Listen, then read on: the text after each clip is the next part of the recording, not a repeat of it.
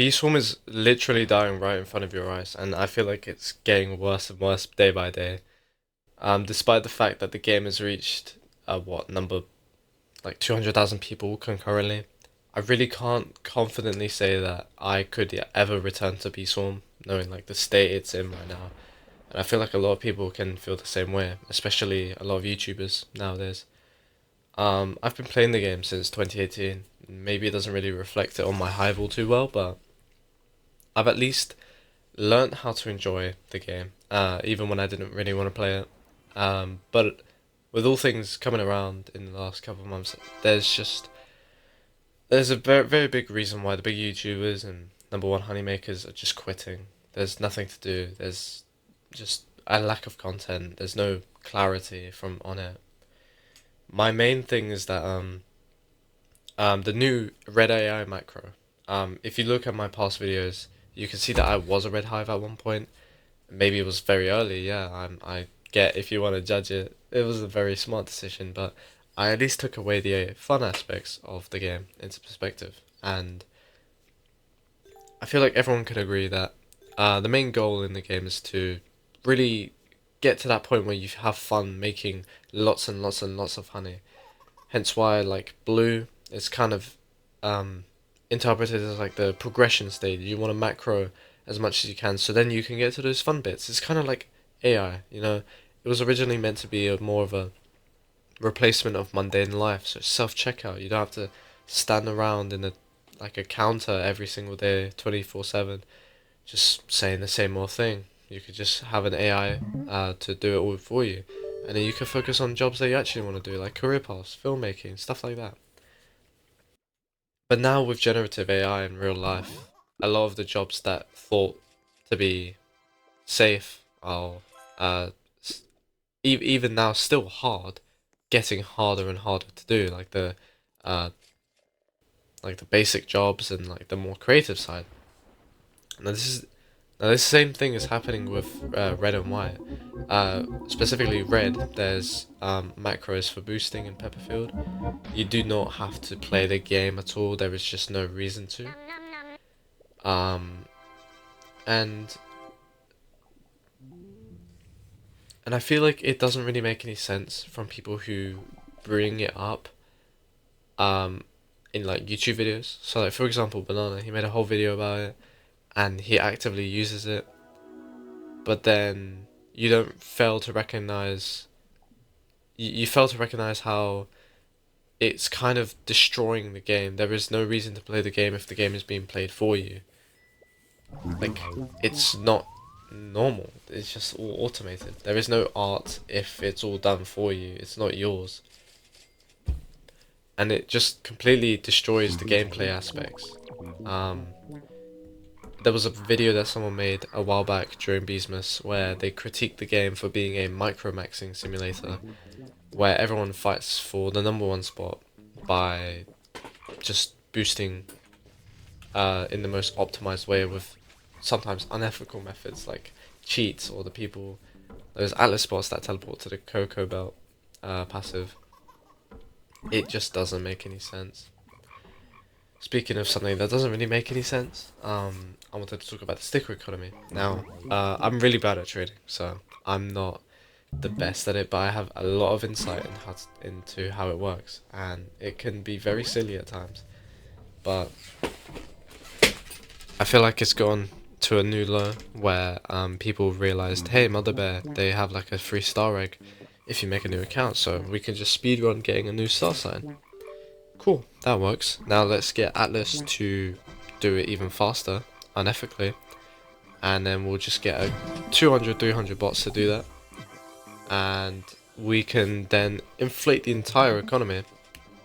Since there have been so many star signs being made, it's just insane. The rippling effect of that has been things have gotten so much more expensive. I remember the AFK voucher used to be around 7 to 8, and I would still struggle to sell that. Now it is at 30, and I think it's still going up. Bee Bear, one of the most sought out items, nearly 500 star signs, and the developer does absolutely nothing because it was too late. All they did was do a failsafe, like, hey, you gotta do all this and that, which entirely possible. It just delays the inevitable. You never actually got rid of the situation. While we're on that note, On It didn't really do anything for this Beastmas. They just extended the recycling. And I refuse to call the new petals a feature when it is just another way to make people bored. It is the same cycle of doing the same thing over and over again, and it only benefits the elites in Pepper Patch because it just doubles their honey. There is no white petals in Spider, and barely any. Blue barely makes enough honey anyway to make it actually worthwhile. Um, and the fact that it's gone on for so long, it's just ridiculous. I remember Elol, before he left, he used to be number one. He left originally because of the fact that On It would just wouldn't let Beastmas die. It was going on for so long. It was just so hard to keep that number one spot because there's just so much pressure to keep that. Because Beastmas is known for being that progression stage. It's that kind of period of time where you want to focus on getting that honey. But yeah, people cling on to this idea of nostalgia, instead of realizing the game is actually really flawed. There's nothing to do, and the developer just does nothing. I feel like it's crazy how BBM hasn't even been made, because that's kind of like a symbolic of this is the final quest. This is everything, every quest you've worked upon. This is what matters. This is what will make you the big bucks. And we're not even getting it during Beastmas. Not even part 2. It should have never been split into parts. I remember Invincible, when it got split in season 2 into 2 parts. People were fuming. People hated it. And they learnt from that, but On It didn't. Now, okay, I'm not a developer. I don't have a stable career path, and I don't make nearly as much money as On It does. I get paid minimum wage to do my job. But I know very well when a game is no longer worth playing, and I feel like it's time to close the curtains for B-Swarm. It's just gone beyond what's normal. It doesn't... I feel like even if he did add updates, they would have to be very specific to where it's no longer Beastmas. I mean B-Swarm. Because the people who micromaxed it, they can just get everything instantly. And there's no competition. It's just, if you want to play it for fun, you can. No one's complaining about that. I feel like if you can still enjoy the game after so many missing opportunities for updates, then go for it, man. But that tedious grind without a reward, the whole game was based off that feeling of working so hard to get this one item or this one achievement. You just don't feel that anymore. Because it's either extremely difficult to get, or it is just, there's nothing. There is absolutely nothing. I remember when Zone 35 came out, I couldn't even get into it because I didn't have 35 Bs. So I would try and figure out all the ways to get in. I remember flinging up into the air, somehow got a little bit of Pepper Patch pollen.